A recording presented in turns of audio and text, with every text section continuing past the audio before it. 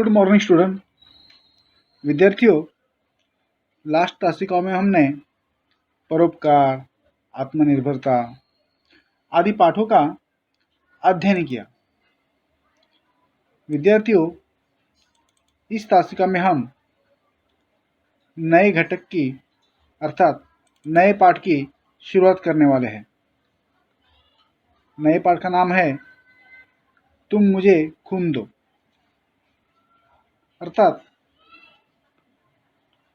आप इस वाक्य से परिचित होंगे कि यह वाक्य किसका है। तुम मुझे खून दो, मैं तुम्हें आज़ादी दूंगा। अर्थात आपके सामने नाम भी आया होगा, नेताजी सुभाष चंद्र बोस। तुम मुझे खून दो, यह पाठ हम इस तासिका में अध्ययन करेंगे। प्रथम पाठ के बारे में हम जानकारी लेते हैं, पाठ का परिचय लेते हैं। विद्यार्थियों, भारतीय स्वतंत्रता संग्राम के प्रखर क्रांतिकारी नेताजी सुभाष चंद्र बोस जी ने जय हिंद और चलो दिल्ली का उद्घोष देकर भारतीय सैनिकों में एक नया जोश भर दिया था। नेताजी ने अपने जीवन काल में अनेक बार नौजवानों को संबोधित किया। भारतीय युवकों के नेताजी सुभाष चंद्र बोस प्रेरणास्रोत बन गए। उनकी प्रमुख कृतियां एक भारतीय यात्री, यह एक अपूर्ण आत्मकथा है। भारत का संघर्ष, यह 2 खंडों में है। स्वतंत्रता संघर्ष के संदर्भ में अगणित पत्र लिखे, भाषण दिए तथा रेडियो के माध्यम से भी व्याख्यान दिए जो संकलित किए गए हैं। इस पाठ के माध्यम से नेताजी कहते हैं, भारतीय स्वतंत्रता संग्राम में स्वनामधन्य नेताजी सुभाष चंद्र बोस का योगदान अविस्मरणीय है। द्वितीय विश्व युद्ध के समय आज़ाद हिंद सेना को स्वतंत्रता प्राप्त हेतु युद्ध करने के लिए प्रेरित करते हुए आपने यह भाषण दिया था। आपका कहना था कि स्वतंत्रता की राह शहीदों के खून से ही बनती है। खून देकर ही आज़ादी की कीमत चुकाई जा सकती है।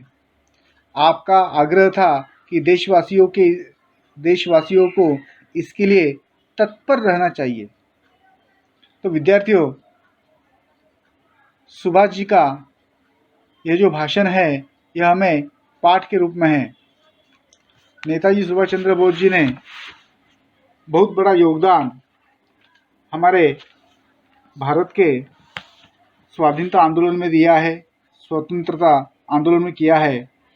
भारत के स्वतंत्रता संग्राम में नेताजी सुभाष चंद्र बोस का योगदान सर्वविदित है। विद्यार्थियों, द्वितीय विश्व युद्ध के समय उन्होंने आज़ाद हिंद फौज का गठन किया था। फौज को प्रेरित करते हुए उन्होंने यह भाषण दिया था, जय हिंद, चलो दिल्ली और तुम मुझे खून दो, मैं तुम्हें आज़ादी दूंगा। सुभाष जी के बहुप्रचलित नारे हैं। उनका मानना था कि स्वतंत्रता बलिदान से मिलती है, खून देकर ही आज़ादी प्राप्त की जा सकती है। अतः देशवासियों को सर्वस्व बलिदान के लिए तैयार रहना चाहिए, बलिदान देने के लिए हमेशा तैयार रहना चाहिए। तो इस तरह विद्यार्थियों, आज हमने इस तासिका में नेताजी सुभाष चंद्र जी बोस, इनका परिचय देखा। उनके भाषण के माध्यम से उन्होंने लोगों को, जवानों को किस तरह से प्रेरित किया, इसके बारे में हमने जानकारी ली। अब यहाँ पर हम रुकते हैं, ब्रेक लेते हैं। आप भी रेस्ट कीजिए, आई एक्सरसाइज कीजिए। अगली तासिका से हम पाठ की शुरुआत करते हैं। ओके, इस वीडियो को, इस परिचय को फिर से एक बार आप सुनिए और रेस्ट कीजिए। Thank you. Good morning student. विद्यार्थियों, लास्ट तासिका में हमने तुम मुझे खून दो, नेताजी सुभाष चंद्र बोस, इस पाठ का परिचय देखा तथा नेताजी सुभाष चंद्र बोस जी के बारे में हमने समुचित जानकारी ली। अब हम इस पाठ को शुरुआत करते हैं। नेताजी कहते हैं अपने भाषण में, दोस्तों, 12 महीने पहले पूर्वी एशिया में भारतीयों के सामने संपूर्ण सैन्य गठन या अधिकतम बलिदान का कार्यक्रम पेश किया गया था। आज मैं आपको पिछले साल की हमारी उपलब्धियों का ब्यौरा दूंगा तथा आने वाले साल की हमारी मांगे आपके सामने रखूंगा। ऐसा करने से पहले मैं आपको एक बार फिर यह एहसास करना चाहता हूँ कि हमारे पास आज़ादी हासिल करने का कितना सुनहरा अवसर है। तो यह भाषण दूसरे महायुद्ध के समय नेताजी ने दिया है और उन्होंने संपूर्ण सैन्य संगठन का या अधिकतम बलिदान के कार्यक्रम को पेश किया है। उपलब्धि अर्थात प्राप्ति, ब्यौरा अर्थात विवरण, एहसास अर्थात अनुभव। आगे नेताजी कहते हैं कि हमारे संघर्ष की सफलता के लिए मैं बहुत अधिक आशावादी हूँ। तो नेताजी के प्रयास चालू थे और नेताजी बहुत आशावादी थे, क्योंकि मैं केवल पूर्व एशिया के 30 लाख भारतीयों के प्रयासों पर निर्भर नहीं हूँ। निर्भर अर्थात आश्रित, उनके आधार पर भारत के अंदर एक विराट आंदोलन चल रहा है। विराट अर्थात भारी, बड़ा आंदोलन चल रहा है तथा हमारे लाखों देशवासी आज़ादी हासिल करने के लिए अधिकतम दुख सहने और बलिदान के लिए तैयार है। अर्थात स्वतंत्रता के लिए उस समय सारे भारतीय सजग थे, तत्पर थे, तैयार थे। दुर्भाग्यवश सन 1857 अर्थात 1857 के महान संघर्ष के बाद से हमारे देशवासी निहत्थे अर्थात विद्यार्थियों जिनके पास कोई हथियार ना हो, उन्हें हम निहत्थे कहते हैं। 1857 में हमारे लोगों के पास अधिकतम मात्रा में हथियार नहीं थे। जो महान संघर्ष हुआ जिसमें हमारी महारानी झांसी की रानी भी थी, तो जबकि दुश्मन हथियारों से लदा हुआ था, भरा हुआ था, दुश्मन के पास बहुत मात्रा में हथियार थे। आज के इस आधुनिक युग में निहत्थे लोगों के लिए हथियारों और एक आधुनिक सेना के बिना आज़ादी हासिल करना नामुमकिन है। अब जरूरत सिर्फ एक बात की है कि अपनी आज़ादी की कीमत चुकाने के लिए भारतीय स्वयं आगे आए। तो नेताजी ने सबको संबोधित किया है और कहा है कि अगर हमें आज़ादी चाहिए, स्वतंत्रता चाहिए, तो हमें आगे आना होगा, हमें संघर्ष करना होगा, हमें बलिदान देना होगा। तो इसलिए नेताजी कहते हैं कि जरूरत सिर्फ इस बात की है कि अपनी आज़ादी की कीमत चुकाने के लिए भारतीय स्वयं आगे आए। संपूर्ण सैन्य संगठन के कार्यक्रम के अनुसार मैंने आपसे जवानों, धन और सामग्री की मांग की थी। तो नेताजी ने संपूर्ण सैन्य संगठन के लिए 3 चीजों की मांग थी। कौन कौन सी 3 चीजें हैं? वह जवान, धन और सामग्री। क्योंकि लड़ाई करनी है, संघर्ष करना है, तो लड़ाई करते समय जवानों की जरूरत होती है, साथ में सामग्री चाहिए तो धन की जरूरत होती है और व्यवस्था के लिए सामग्री आवश्यक है। तो जवान, धन और सामग्री की मांग की थी। मुझे आपको बताने में खुशी हो रही है कि हमें पर्याप्त संख्या में रंगरूट अर्थात नया सिपाही पर्याप्त मात्रा में, बड़ी मात्रा में, पर्याप्त संख्या में, बड़ी संख्या में रंगरूट नए सिपाही मिल गए हैं। हमारे पास पूर्वी एशिया के हर कोने से रंगरूट आए हैं। तो कौन कौन से कोने से आए हैं, कौन कौन से देश से आए हैं? अर्थात जैसे चीन, जापान, इंडोचीन, Philippines, Java, Borneo, Celebes, Sumatra, Malaya, Thailand और बर्मा से। तो यहाँ से पर्याप्त संख्या से पूर्वी एशिया के हर कोने से इन देशों के रंगरूट आए हैं, बड़ी मात्रा में, बड़ी संख्या में मिल गए हैं, ऐसा नेताजी ने कहा है। तो विद्यार्थियों, यहाँ पर हम रुकते हैं, ब्रेक लेते हैं, अभी रेस्ट लीजिए, आई एक्सरसाइज कीजिए, वीडियोस एक बार फिर से देखिए। अगली तासिका में हम पाठ के अगले भाग का अध्ययन करते हैं। Okay, thank you. Good morning student.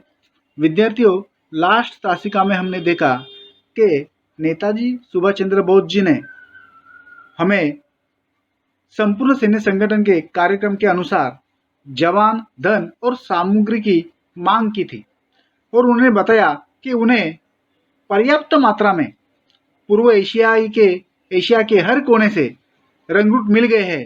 जैसे उसमें चीन, जापान, इंडोचीन, Philippines, Java, Borneo, Celebes, Sumatra, Malaya, Thailand और बर्मा आदि देशों से उन्हें रंगरूट मिल गए थे। अब हम इसके आगे का जो भाग है, पाठ है, उसका अध्ययन करते हैं। आगे नेताजी कहते हैं,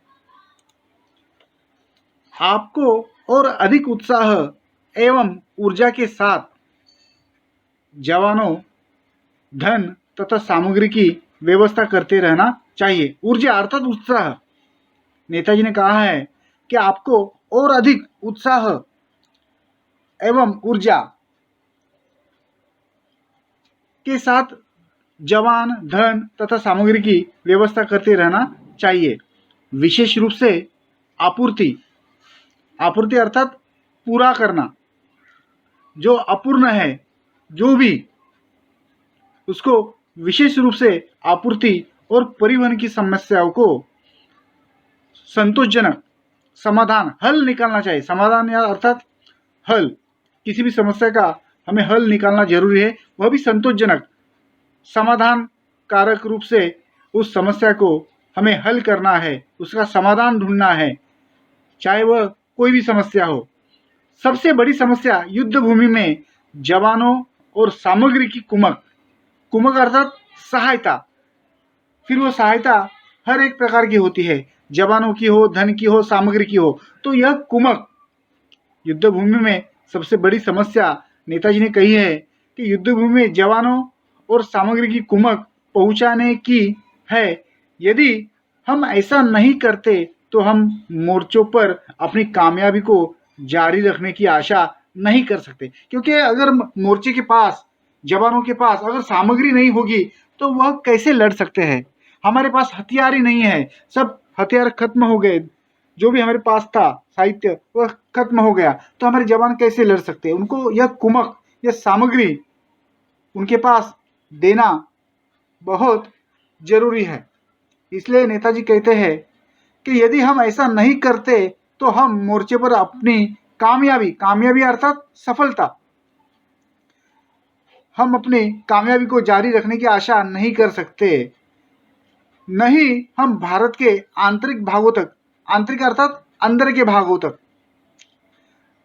पहुंचने में कामयाब हो सकते हैं। आप में से उन लोगों को जिन्हें आज़ादी के बाद देश के लिए काम जारी रखना है। अब नेताजी कहते हैं कि आप में से उन लोगों को जिन्हें आज़ादी के बाद देश के लिए काम जारी रखना है, अर्थात आज़ादी मिलने के बाद भी हमें काम जारी रखना है। यह कभी नहीं भूलना चाहिए कि पूर्वी एशिया में विशेष रूप से बर्मा हमारे स्वतंत्र संग्राम का आधार है। यदि आधार मजबूत नहीं है तो हमारी लड़ाकू सेनाएं कभी विजय नहीं होगी। अर्थात बर्मा देश से हमें बहुत बड़ा आधार मिला है, इसलिए आधार बड़ा है, इसलिए लड़ाकू सेनाएं कभी आधार के बिना, अगर आधार मजबूत नहीं है, अर्थात यदि आधार मजबूत नहीं है तो हमारी लड़ाकू सेनाएं कभी विजय नहीं होगी। क्योंकि सेना को, लड़ाकू जो भी सेना है, जवान है, उनको अगर अच्छा सपोर्ट नहीं मिला तो वो लड़ सकते हैं क्या? नहीं लड़ सकते। इसलिए नेताजी कहते हैं कि आधार मजबूत होना चाहिए। याद रखिए कि यह एक संपूर्ण युद्ध है। यह हमारा क्या है? संपूर्ण युद्ध है। केवल दो सेनाओं के बीच का युद्ध नहीं है। इसलिए पिछले पूरे 1 वर्ष से मैंने पूर्व में संपूर्ण सैन्य संगठन पर इतना जोर दिया है, क्योंकि नेताजी को पता है कि यह एक बड़ा युद्ध है। इसलिए संपूर्ण सैन्य संगठन की आवश्यकता है। इसलिए नेताजी ने संपूर्ण सैन्य संगठन पर जोर दिया है। इसलिए नेताजी कहते हैं, नेताजी ने पहले ही कंसेप्ट क्लियर की थी हमारे लिए कि मुझे संपूर्ण सैन्य संगठन की आवश्यकता है, जिसमें जवान होंगे, उसमें धन भी होगा और सामग्री भी होगी। ये 3 चीजें नेताजी ने लोगों से मांगी है, जवानों से मांगी है। इसलिए नेताजी कहते हैं कि मेरे यह कहने के पीछे कि आप घरेलू मोर्चे पर और अधिक ध्यान दें। तो विद्यार्थियों, यहाँ पर हम रुकते हैं, ब्रेक लेते हैं। आप भी रेस्ट कीजिए, आई एक्सरसाइज कीजिए, वीडियो एक बार फिर से देखिए। ओके, अगली तासिका में हम पाठ के अगले भाग का अध्ययन करते हैं। Okay, thank you. Good morning student. विद्यार्थियों, लास्ट तासिका में हमने देखा कि नेताजी सुभाष चंद्र बोस जी ने कहा कि आप में से उन लोगों को भी जिन्हें आज़ादी के बाद देश के लिए काम जारी रखना है और ये भूलना नहीं चाहिए, क्योंकि यह संपूर्ण युद्ध है, एक बड़ा युद्ध है और इसके लिए हमें संपूर्ण सैन्य संगठन की आवश्यकता है और संघर्ष स्वतंत्रता के बाद भी हमें लड़ाई जारी रखनी है। अब इसके आगे के भाग का हम अध्ययन करते हैं। तो विद्यार्थियों, एक और भी कारण है कि आने वाले महीनों में और मंत्रिमंडल के युद्ध समिति के मेरे सहयोगी युद्ध के मोर्चे पर और भारत के अंदर क्रांति लाने के लिए भी अपना सारा ध्यान केंद्रित करना चाहते हैं। इसलिए हम इस बात को पूरी तरह सुनिश्चित करना चाहते हैं कि हमारी अनुपस्थिति में भी कार्य निर्बंध चलता रहे। निर्बंध अर्थात निरंतर, सतत, मतलब हमारे अनुपस्थिति में भी, मतलब नेताजी कहना चाहते हैं मैं अगर नहीं रहूंगा फिर भी मेरे बाद भी यह कार्य निरंतर चलता रहना चाहिए। आगे नेताजी कहते हैं, साथियों एक वर्ष पहले जब मैंने आपके सामने कुछ मांगे रखी थी, तो वर्ष पहले नेताजी ने कुछ मांगे रखी थी, उसके बारे में कहते हैं कि आपके सामने कुछ मांगे रखी थी, तब मैंने कहा था यदि आप मुझे संपूर्ण सैन्य संगठन दे, अर्थात संपूर्ण सैन्य संगठन ज़्यादा से ज़्यादा, तो मैं आपको एक दूसरा मोर्चा दूंगा। मैंने अपना वह वचन निभाया। हमारे अभियान अर्थात चढ़ाई का पहला चरण पूरा हो गया है। हमारी विजय सेनाओं ने निप्युनित सेनाओं के साथ कंधे से कंधा मिलाकर शत्रु को पीछे ढकेल दिया है और अब वे हमारी प्रिय युद्ध भूमि की पवित्र धरती पर बहादुरी से लड़ रही है। तो नेताजी कहते हैं कि मैंने आपके सामने जो मांगे रखी थी संपूर्ण सैन्य गठन की, और कहा था अगर मुझे संपूर्ण सैन्य गठन मिलता है, जवान, धन, सामग्री मिलती है, तो मैं और एक दूसरा मोर्चा दूंगा। मुझे रंगरूट मिल जाते हैं, नए सिपाही मिल जाते हैं, तो मैं और एक मोर्चा दूंगा। तो एशियाई देशों से नेताजी को बड़ी मात्रा में रंगरूट मिल गए थे। इसलिए उन्होंने कहा कि हमारी विजय सेनाओं ने निप्युनित सेनाओं के साथ कंधे से कंधा मिलाकर शत्रु को पीछे ढकेल दिया और वह अब हमारी प्रिय मातृभूमि अर्थात भारत माता की पवित्र धरती पर बड़े बहादुरी से दुश्मनों के साथ लड़ रहे हैं। अब जो काम हमारे सामने है, कौन सा काम? अर्थात स्वतंत्रता का, लड़ाई का, संघर्ष का, उसे पूरा करने के लिए हमें कमर कस लेनी चाहिए।